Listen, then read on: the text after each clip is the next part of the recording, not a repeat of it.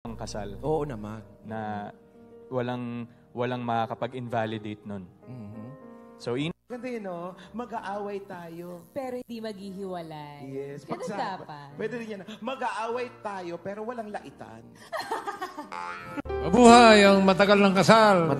yes, bossing! May dalawa na anak eh. Tsaka magandang reminder din yun, Kuya Pao, sa mga Dabbercats natin na sagrado ang kasal. Oo naman. Na walang makakapag-invalidate nun. Happy birthday, Jesus! Merry Christmas, everybody! Merry Welcome back, mga kaaldab. Ito na naman po ang inyong lingkod, si Mr. Destiny. At siyempre, mga kaaldab, dito tayo sa Christmas celebration ng pamilya Paul Carson. Katatapos lang po ng Mendoza o Christmas party ng Mendoza family. Siyempre, lilipat tayo kay Alden. Alam nyo naman po na bitin po tayo sa pagbibigay ng update. Lalo na nga po ngayon. Sa mga makukulit dyan, mga kaaldab, ito po yung ebidensya at resibo. Na kung saan narinig nyo naman po galing kay bossing mismo. Walang edited, walang halong panlilinlang. Kumbaga, buong buo. Di po ba? Pero gaya ng sinabi ko, mga kaaldab, mahirap pong isampal ito sa mga bulag at bingi. Kung kita nyo naman po nang gagaling sa dalawa. Kaya nga po sinasabi ko ito para lang klaro. Para lang po sa mga taong bumibisita at dumadaan sa channel natin. Di po ba? Kasi sinasabi nila wala daw sinabi si bossing. Dito kita nyo naman po, di po ba? Si Paulo at si Alden Richards lang ang dalawang kausap ni bossing. Di po ba? Na sinasabing matagal nang kasal eh. Dalawa na anak eh. Yes, bossing. Kaya nga po, mga kaaldab, sa mga magre-react, magko-komento, okay lang po yan. Di po ba? Ang importante lang naman po dito, mga kaaldab, yung mga ina-update natin, mga pinapaliwanag natin, mga sinasabi natin. Although yung iba hindi naniniwala, nire-respeto ko po yan. At ginagalang. Alam nyo naman po, sa channel ni Mr. Destiny, kung ano lang naman po yung latest, kung ano lang naman po yung trending. Di po ba? Doon lang po tayo. Sa mga galit na galit, sa mga bumibisita, sa mga dumadaan, okay lang po yan. Basta sa akin, ito lang yung ipapakita ko, masaya na ako. Ito lang yung pag-uusapan natin, masaya na po tayo. Bagamat marami mga sinasabi, marami mga komento, at kung ano-ano pa, okay lang po yan. Ako naman po, hindi naman po ako namimilit sa mga taong ayaw maniwala. Di po ba? Gaya nga po na sinasabi ko, nire-respeto ko po kayo at ginagalang. Kung pupunta lang po kayo rito, gusto nyong tumigil ako, ay malabo. Di po ba? Hindi natin yan gagawin. Di po. Kasi sa totoo lang po, mga kaaldab, may kanya-kanya po tayong opinion.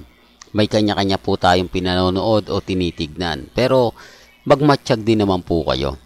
Tignan nyo kung sino nga po ba yung gagamit lang. Kung sino nga po ba talaga yung nagsasabi ng totoo at nagsasabi ng fake news. Madali lang naman pong malaman. Madali lang naman pong makita. Pero yung mga bulag at bingi, doon po natin malalaman. Remind ko lang po sa mga ipinapakita ko, dito hindi po ako mahilig mag-edit. Ang kagandahan niyo po kay Mr. Destiny, never po akong gumawa ng mga edited picture, edited video. Ang sa akin po, nagbibigay lang po ako ng ganap. Nagbibigay lang po ako ng update. Nagbibigay lang po ako kung ano nga po ba talaga yung latest. Kung ano nga pa ba talaga yung trending. Bagamat napakarami nilang sinasabi, komento, na keso ganito, keso ganyan. Relax lang po kayo. Di po ba? Tapos sasabihin nila, ako Mr. Destiny, kumbaga, move on ka na. Ba? Ito na yung ano mo, ito na yung ganitong ganyan mo. Sa dami po kasi ng mga sinasabi at pahayag po nila. Sa dami po kasi ng mga komento na binabato nila.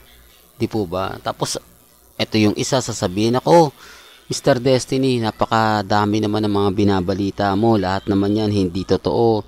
Lahat naman yan fake news. Hindi po ba? Kaya nga po ko, kikita nyo ano man po yung mga nababasa ninyo, ano man po yung mga napapanood ninyo, napapakinggan po ninyo, relax lang. Sa dami kasi ng mga binabato nila na hindi maganda at hindi kaaya-aya. Normal lang yung iba magsasalita na hindi maganda laban sa akin. Pero nagpapasalamat nga po ako kasi nandyan po kayo.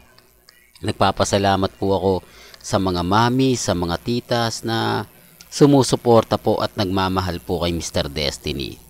Di po ba? Akala nyo lang po, kumbaga, hindi ko nababasa yung mga komento po ninyo. Lahat po yan tinitignan natin. Lahat po yan, kinakabisado ko na. Para pag nagbigay ako ng update, talagang mapapaisip din po yung iba. Kaya lang, siyempre, may mga bagay-bagay na hindi na natin po pwede pang ipaliwanag, lalo na po kapag may mga taong nambabasag po sa akin. Sinasabi niya, nako, yan na naman si Mr. Paasa. Remind ko lang po lagi po itong sinasabi, wala po tayong balak magparami ng subscriber. Wala po tayong balak kumuha galing po sa kanila. Sapat na po ang mga mamis, mga titas, mga senior para sa akin. Mas maganda nga po yung mga komento lang dito, yung mga tao talagang since 2015 Hindi po ba? Kasi wala na pong question yun Hindi na po ako tatanungin. Hindi po ba kapag nagbigay tayo ng update si Boy Bakod? Hindi po ba si Ninja Moves? Si Boy Dulas? Yung tipong lahat ng mga bagay-bagay ng mga panahong 2015 hanggang 2017 ginawa ni Alden. 3 taon. Imposible po na kumbaga yan mga panahon na mas lamang yung pagsasama nila. Tapos sasabihin wala daw relasyon, magkaibigan lang. Paano yung ipapaliwanag sa amin na magkaibigan lang po sila Mengay at Tisoy? Paano maniniwala ang Aldab Nation? Gayong kami po yung saksi. Kami po yung nakakita ng husto. Di po ba? Itong mga Armin, alam po nila yan lalo na po yung mga matatagal na. Pero yung mga baguhan lang po, yan po yung galit na galit. Yan po yung gigil na gigil. Hindi ko alam kung bakit. Hindi ko alam kung ano yung pinuputok ng butchi nila. Di po ba? Tapos sasabihin pa sa akin, move on ka na, Mr. Destiny. Andyan na yung point na kailangan mo ng sumuko. Andyan yung point na kailangan mo ng bumigay. Hindi po ba? Pero gaya na sinabi ko, may mga bagay-bagay nga po na mahirap ipaliwanag. May mga bagay-bagay nga po na kung titignan at susuriin naman po ninyo na parang may mali. Hindi po ba? Sinasabi ko lang po ito para lang klaro. Sinasabi ko lang po ito para lang po sa mga taong dumadaan at bumibisita sa channel natin. Hindi po ba? Kaya nga po kampante po ako. Yung iba nagtataka, yung iba nagugulat. Ako, ano na Mr. Destiny? Kumbaga, ito na ba yung ganito? Ito na ba yung ganyan? Ganyan. Ang daming mga senaryo. Pero, lagi ko naman pong pinapaliwanag, lagi ko naman pong sinasabi. Depende po yan sa sitwasyon. Depende po yan sa mga nababasa at nagiging komento po. Ang importante lang naman po dito yung maging updated ka. Yung kumbaga maging masaya ka. Di po ba? Kaya nga po ako mga kaaldab kampante sa mga bulag, sa mga bingi, sa mga nagsasabi ng ganito, nagsasabi ng ganyan. Di po ba? Kaya nga po ako masayang masaya. Especially sa aldab. Especially sa mga mami, sa mga tita, sa mga senyor na walang sawang nagmamahal po sa atin. Walang sawang nagbibigay po ng mga kaganapan. Di po ba? Alam nyo mga kaaldab, sa totoo lang po, tayo naman po talaga yung panalo Tayo naman po talaga yung wagi. Kaya lang syempre, pag bitter po yung kalaban mo, kapag ka naiinis, wala po tayo magagawa. Andun yung point na, kumbaga, batikos lagi yung inaabot natin. Andun yung point na, kumbaga, galit na galit sila at laging guilty po sa channel natin. Di ko alam kung bakit, pero okay lang po yan. Well, hanggang dito na lang po ang ating latest updates. Kaya kung gusto nyo pa po ng pinaka-latest at sariwang update, abay tumutok lang po kayo dito po sa channel ni Mr. Destiny para updated po kayo sa mga latest at sa mga bagong video po na ilalabas po natin maya-maya lang. Kaya kung bago ka lang sa channel na to, at isa kang true-blooded Aldab Nation na nagmamahal po kila Mengay at Tisoy, tama po ang channel na pinuntahan mo, kaya consider na po kita ang bagong subscriber. At huwag mong kalimutang i-share ang mga video po natin sa mga mami, sa mga titas at sa mga senyor. Hanggang sa muli, salamat po sa panonood at pakikinig.